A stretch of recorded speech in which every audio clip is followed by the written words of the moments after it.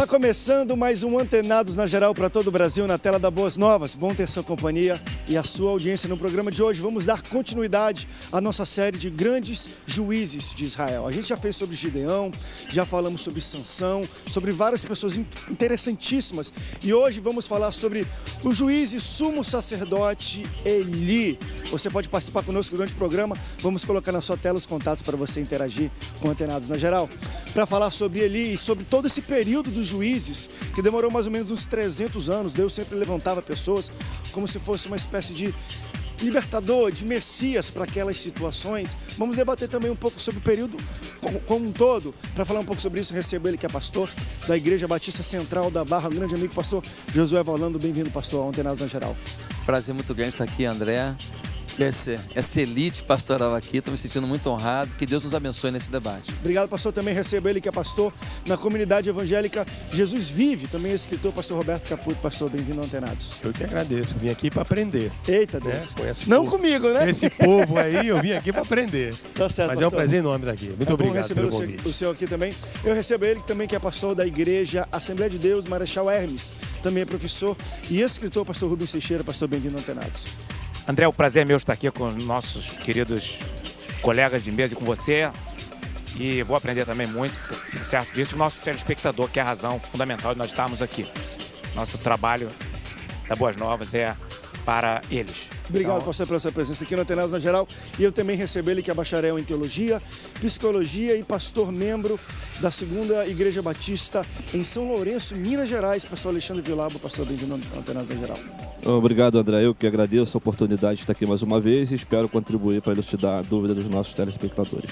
Obrigado, pastor. E nós já iniciamos, eu já falei para você que você pode participar do Antenados na Geral de qualquer lugar do mundo. Na internet você consegue ter acesso ao nosso debate, baixar o aplicativo e os contatos vão aparecer aí na sua tela. Pastores, a gente está dando então agora seguimento que estamos falando sobre os grandes juízes de Israel. Mas eu sempre gosto da gente tentar recapitular, porque às vezes o telespectador não viu o programa da semana passada, nem sabe quem são juízes, que período foi esse, por que Deus precisava de juízes. E vamos dar só um background para o pessoal entender, porque logo após, talvez aí de Josué, né, na Terra Prometida, seus senhores, eles passaram, morreram, o povo talvez se segregou em tribos, e durante 300 anos Deus levantava uma outra pessoa de destaque para ser um juiz, para liderar talvez todas aquelas tribos. O que vocês entendem do que passava e acontecia durante a época específica de Eli? Por que Deus teve que levantar alguém das características de Eli? Lembrando que Eli sucedeu Sansão. Sansão tem um perfil totalmente diferente de Eli. Eli é um sumo sacerdote, um homem mais espiritual. Sansão era um brutamonte que levava tudo no músculo, não pensava duas vezes, era impulsivo. Por que pessoas com perfis tão diferentes? Assim, um depois do outro. O que vocês entendem desse tempo que nós podemos aprender e entender por que Deus escolhe uma pessoa num perfil de um sumo sacerdote após ter um juiz que era quase um halterofilista, se é assim que eu posso falar. Um lutador de MMA, levava tudo pancadaria, depois daqui a pouco é um sumo sacerdote, uma figura assim, completamente diferente do que lhe precedeu. André, veja só, porque Deus, quando Ele quer fazer alguma coisa, Ele escolhe alguém com perfil. Na época de Sansão, ele precisava de alguém com força para enfrentar os filisteus. Um homem sozinho, para mostrar que um homem sozinho, com a força do Espírito Santo, destrói um exército inteiro se for necessário. E logo depois que houve os líderes, houve os profetas, que a gente vai falar certamente muito aqui acerca deles, os sacerdotes, né? Como Samuel. Samuel, ele foi escolhido da forma que nós vamos certamente debater aqui. Agora, só para começar a mostrar que a lógica de Deus não é igual à lógica dos homens, eu faço essa experiência nas igrejas e eu pergunto, quais foram os homens mais poderosos da Bíblia do ponto de vista político? Aí, variavelmente, quem que aparece? Quem? José, Daniel, não é isso? José foi escolhido por Faraó, não foi o povo de Deus que escolheu. Daniel foi escolhido por Nabucodonosor, depois Beltesazar, que manteve no trono, depois o Império Persa tomou o Império Babilônico, aí foi Ciro e Dario. Nenhum deles era israelita, nenhum deles era povo de Deus. Então, só para começar, para mostrar que Deus... E Samuel foi escolhido especialmente por Deus. Acho que o próprio Davi também foi escolhido por Deus. O povo escolheu Saul. Enfim. O povo escolheu Saul, deu Mas errado. Aí Deus foi lá e escolheu Davi com Saul vivo e constrangeu todo mundo. E Samuel deve ter passado um constrangimento enorme, porque foi ele mesmo, constrangimento perante o povo, não perante Deus, porque foi ele mesmo que usado por Deus, ungiu Saul, e depois, com Saul vivo, ele até temeu pela sua vida. Ele temeu pela vida, ele questionou Deus, mas como é que pode? Eu escolhi um, agora eu vou pro outro, ele vai me ver, ele vai me matar. E Deus mandou uma para ele, falou: Samuel, não se preocupa não, porque rejeitaram você e rejeitaram a mim. Então veja que Davi foi um grande rei, mas foi escolhido por Deus. Então eu não conheço na Bíblia nenhum grande homem. Olha que coisa chocante, olha que eu estou falando isso sem brifar antes, eu posso ser contestado, inclusive pelo telespectador. Nenhum homem de Deus relevante, que seja muito lembrado, que tenha sido escolhido para determinada coisa pelo povo de Deus. Não conheço nenhum. Ou foi escolhido por Deus, ou foi escolhido por outros povos que às vezes nem temiam a Deus. Então é uma reflexão muito boa, porque o critério estabelecido por Nabucodonosor não era espiritualidade. Daniel não era profeta porque Nabucodonosor queria, porque Deus queria. Mas o critério escolhido por Nabucodonosor é Daniel capítulo 1, versículo 4. E definitivamente eu não tenho visto, na média das escolhas feitas pelos evangélicos no Brasil, as escolhas que são feitas não estão baseadas em Daniel capítulo 1, versículo 4. Não escolhem os evangélicos. Não escolhem para ser seus parlamentares, na média, as pessoas que eles sugerem para apoiar pessoas que têm um característica de preparo. Evangélico escolhe muito despreparado. É lamentável, mas é a verdade que eu tenho assistido e eu posso mostrar a estatística. Eita André, Deus! Se me permite, eu vou ler dois textos aqui para a gente poder começar a pensar em responder a sua pergunta. Foi muito complicada, eu simplifico. Não, porque a gente dá resposta do porquê Deus faz isso ou aquilo é complicado. É verdade. Quem somos nós, não é? Verdade. Mas diz aqui Isaías 55, 8, porque os meus pensamentos não são os vossos pensamentos, nem os vossos caminhos os meus caminhos, diz o Senhor, porque assim como o céu são mais altos do que a terra, assim são os meus caminhos mais altos do que os vossos caminhos, e os meus pensamentos mais altos do que os vossos pensamentos. Um texto também muito lindo, que é Romanos 11, 33 a 36, que diz: ó profundidade da riqueza, tanto da sabedoria como do conhecimento de Deus, quão insondáveis são os seus juízos e quão inescrutáveis os seus caminhos. Quem, pois, conheceu a mente do Senhor? Ou quem foi o seu conselheiro? Ou quem primeiro deu a ele para que ele venha a ser restituído? Porque dele e por meio dele e para ele são todas as coisas, a ele, pois, a glória eternamente. Amém. Então eu entendo o seguinte, que a gente responder pragmaticamente essa tua pergunta, por que Deus faz isso ou aquilo, é complexo, porque a gente não tem como entender a economia de Deus, né? O porquê que Deus faz dessa ou daquela maneira. Mas eu entendo que, de acordo com situações históricas, social, política e até mesmo de necessidades do povo, Deus ele levanta uma liderança que, na medida do possível, possa corresponder àquela necessidade.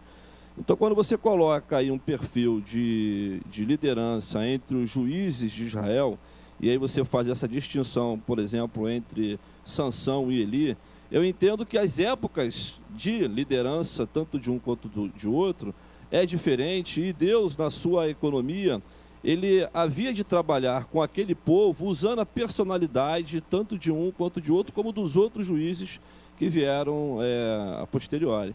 Então, assim, nessa primeira fala, eu entendo que a resposta ela poderia trilhar por esse caminho.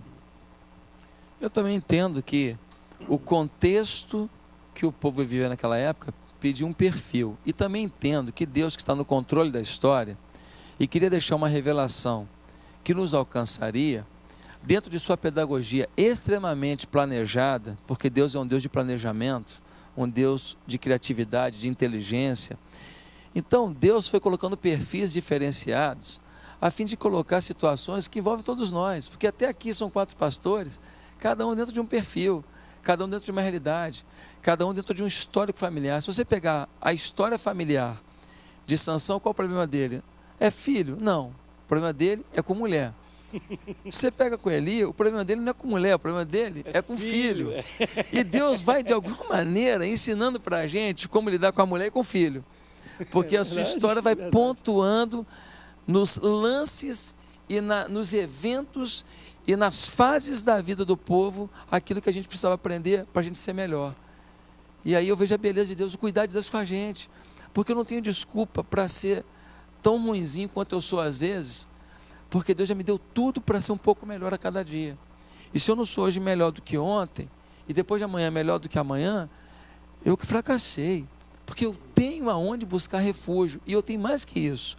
Eu tenho pessoas como esses homens que estão aqui, e você, pastores, amigos, gente de Deus, para me iluminar, me ajudar. Então, Eli, quando a gente começar a falar um pouco mais da história dele, meu Deus, quanta lição. Eu estava dando uma lida ali no carro agora, antes do debate aqui, um pouquinho de Eli, meu Deus do céu, saltou os olhos assim, umas 30 mensagens assim, em 5 versículos, porque quanta riqueza quando você se foca nos detalhes que Deus vai nos ensinando através dos seus líderes. E o melhor de tudo é que nesses perfis todos, Deus vai ensinando para mim, para o Roberto, para cada um de nós, que nós temos os nossos defeitos, mas mesmo assim podemos participar de um projeto muito grandioso de Deus. Porque quem preparou o tal do Samuel foi o tal do Eli. É isso aí. Cheio de fracasso. Preparou Samuel melhor que os próprios filhos. Talvez tenha aprendido a lição dos erros com os filhos para ensinar ao enteado. Eu queria pegar um gancho na palavra de Josué. Eu vejo também a visão de Deus muito mais ampla do que apenas contextualizarmos para o povo de Israel.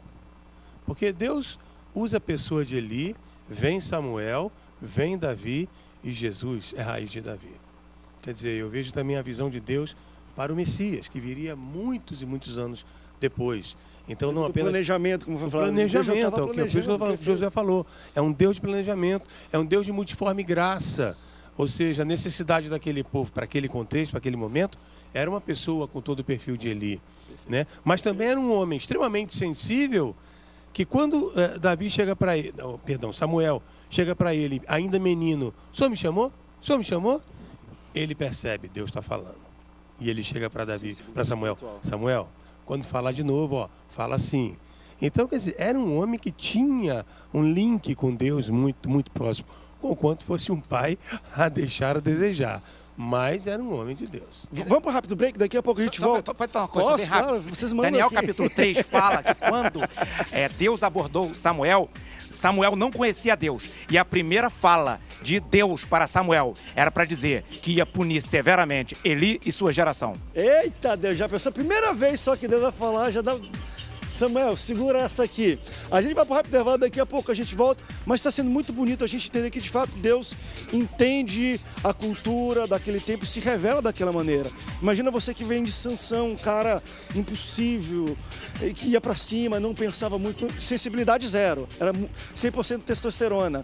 Daqui a pouco, quando viu esse problema, veio um sumo sacerdote, um homem altamente espiritual, que tem sensibilidade para a voz de Deus. Claro que todos nós temos falha. É muito fácil a gente ler a história deles agora e falar, mas sabe o que é o filho e tudo. Meu irmão, se fosse o pessoal ler da nossa vida daqui a 100 anos, ixi, se for da minha, então não chega nem perto de um juiz. Vamos para um rápido break, daqui a pouco a gente volta, não sai daí. Antenados, volta já já.